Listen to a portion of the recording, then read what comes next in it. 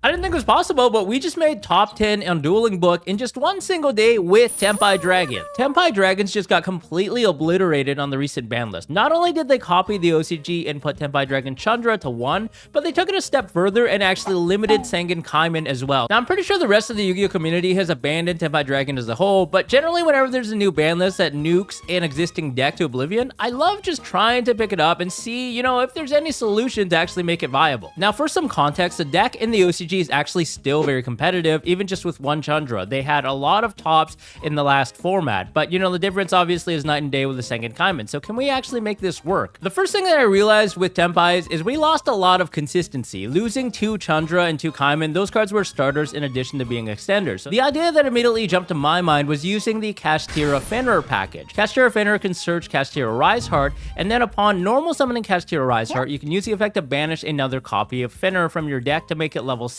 Now, contrary to popular belief, Kashtira Riseheart only locks you into XCs if you use the effect to special summon itself out from your hand. So by normal summoning him and making him a level 7, we can then overlay for Mecha Phantom Beast Draco Sack, detach to make 2 level 3 tokens, use both tokens to make Cherubini, and dump a copy of a level 3, in this case Tenpai Dragon Pydra, make Princess with the Cherubini plus the Draco Sack, and then revive Pydra, and you basically have full Tenpai OTK. Now this package is pretty nice because you can make dual utility out of terraforming, be able to search for the primitive planet Rathos as well as the copy of Sengen Summoning, and you can also play cards like Set Rotation, which kind of contributes to your overall strategy and consistency. But the only issue is obviously you're playing a huge package, and then you also have to play Kashtira Riseheart, which is literally like the most horrible draw ever. That, combined with the fact that you actually have to play a bunch of useless duds in your extra deck, made it not very appealing in my opinion. The next thing I want to take a look at is Masked Dragon. This is a card that's really ancient. You know, it's playable in some older formats like Edison, but the OCG initially jumped to Masked Dragon as the first card of choice. This is a card that says when it's destroyed by battle, you can special summon a dragon monster with 1500 or less attack directly from your deck, aka in this case, our lone copy of Chandra. The only caveat with this card is you have to normal summon it and then crash into an attack position monster your opponent controls, and if your opponent's somewhat competent or they realize you're playing Masked Dragon, they're just gonna put everything in defense mode, which they're probably already doing to play around cards like Lightning Storm.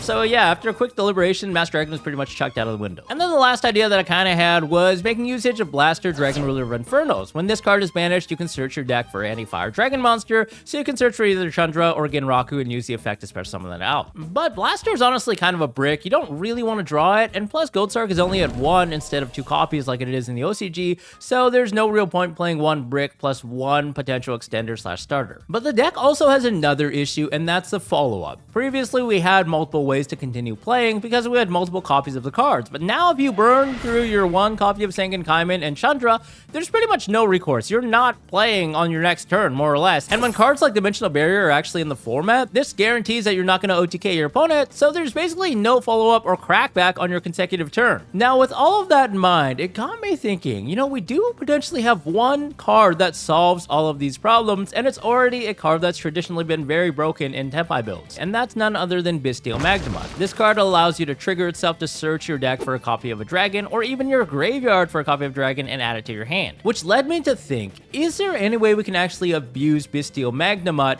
to continuously search and loop for Chandra? And it turns out, of course, there is. Branded Regained is a spell card that says when your opponent summons a monster, you can special summon a Bystial monster from your graveyard. And if we have Magnemite already in rotation, we can bring it out, trigger the effect over and over and over again. Not to mention, Regained is an amazing card in a grindy format like this where there are a lot of hand traps going back and forth, but also allows you to draw a card every time a light or dark monster is banished from either of the graveyards. The Bystial monsters also double as hand traps because Fiendsmith Ryziel's literally just won the YCS, and honestly there was nothing keeping Engraver in check, which the Bystials kind of do. I also realized that this format more or less revolves around Ryziel Xyz monsters. Ryziel Dual Drive is a card that you absolutely have to stop, so we have to play a lot of hand traps to support that. But Detonator is even worse because this card can pop multiple cards, and if you do not have an answer to this, you are not winning the duel. Luckily for us, there's a monster that deals with him really easily, and it's actually a Bystial monster. When Bystial Drissworm is sent from the field to the graveyard, you can target a monster on the field and then send it away to the graveyard, which means it bypasses Detonator's protection ability completely. This, combined with the fact that it's a Bystial that can also interact with Fiendsmith cards, got me thinking maybe we can play a huge Bystial package with Bystial Lubellion that can search for Regain and also search for Magnemite. So you have basically 4 copies of Magnemite in your deck,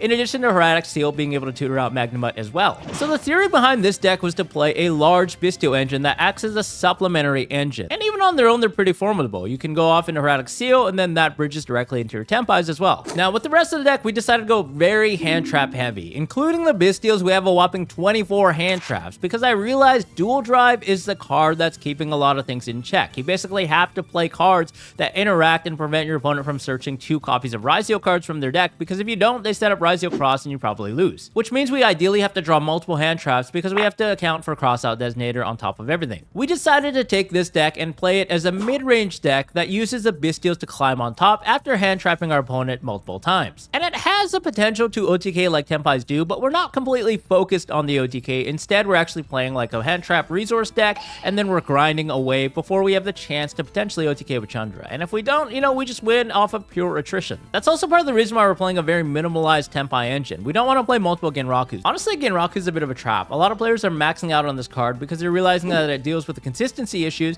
but you're playing really hard into cards like Ash Blossom on the Genraku means you're not left with a body on the field, so you can't even make Seal even if you have Bystial in your hand. And because this card can also be looped continuously from your graveyard via Magnemite, I figured, 1 copy suffices, and it's been working out pretty well. Side deck's pretty standard. We're playing 3 copies of Dominus Impulse. It's not good against Ryzios, but it's pretty good against Malice and other rogue decks, so we can side out the Lubellions and then bring these in because they shut off the light effects. Ultimate Slayer is an amazing card because you can obviously send the Aggregator against Ryzios, get rid of the Detonator, and then negate the cross. This card can also send a Link monster like Bucephalus to then draw you a card off of Garura. And then the rest of the deck is fairly standard, extra deck as well, but we have a larger Link package. We're playing IP Masquerena, which allows us to have some flexibility with the extra Bystial extenders anytime we get debarriered, so we can still set up a board that's pretty threatening on the crackback. So here is an example of a replay in the ranked match against pure Ryzio, and our hand is really good. Our opponent's going first. Generally, when we have the Mulch armies, we're in great shape. These cards are absolutely amazing. You want to draw as many cards as possible, ideally on turn 1, because they just lose all value after that.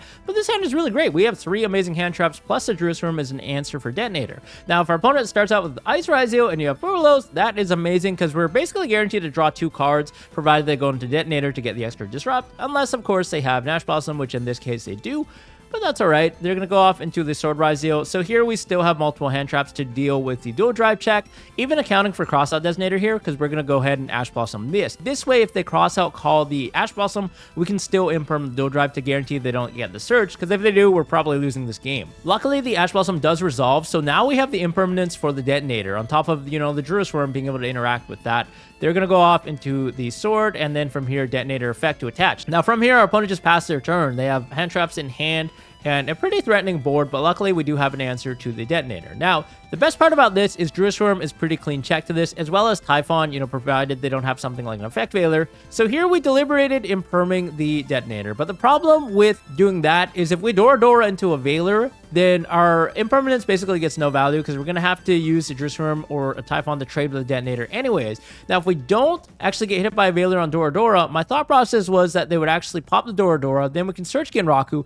Genraku would summon itself out, and then we can go battle phase. We can use the effect of Jerusalem to summon itself out. If they chain the Detonator to pop the Genraku, we can chain the Genraku to summon out Chandra, and then we can crash the Jerusalem in the damage step to get rid of the Detonator anyways. So that way we're not wasting the imperm. We can just have it on the follow-up, because this is a lot higher impact than a card like Jerusalem just chilling in our hand, right? So that played out in my head that we didn't have to burn the infinite permanence, and luckily for us, that was the correct play because we do actually hit a Veiler here off of the Dora. Now, in my opinion, they probably should have chained the pop and then chained the Veiler just to negate, so get the body off the board, but still it worked out pretty nice because now we get a free Typhon. So here we're going to bounce away that Detonator. Battle phase, I guess we're just going to crash because, of course, the attack modulation here applies. Then we're just going to pass and have everything chilling in hand. So it's pretty good. I mean, depends if they have follow-up or not. Obviously, they didn't search any follow-up, so we don't know if they do have it. Ash Blossom on the small world here because they're probably trying to dig for an engine piece. And then they do have the Ice Ryzio. So we decided to actually imperm here because if we waited, they would be able to get the Detonator anyways, and we'd be in a really bad shape. So we're kind of down bad here. We just have to go ahead and imperm the Ice Ryzio, which resolves. Luckily, they just have the nib, and then it's a bit of a grind game now. So now, we draw Sengen Kaiman. Doesn't really matter anymore. We straight up just win the game. Going off in the game 2. That was a pretty nice top deck. All right, game 2. They decided to go first again, and we draw our hand. It's pretty good. We have Furlos as well as the double Bystials plus the Veiler. They're going to lead off with X this time, so not quite as good as leading off with Ice into Furlos,